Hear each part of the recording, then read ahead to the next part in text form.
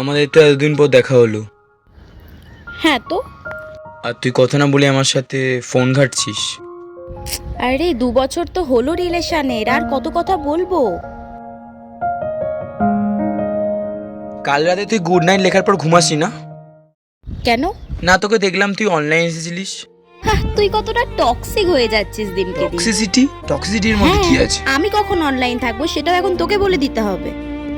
না, আমি সেটা কখন বললাম? তুই কিছু বলিসই না, সেটাই বেটার। ওকে।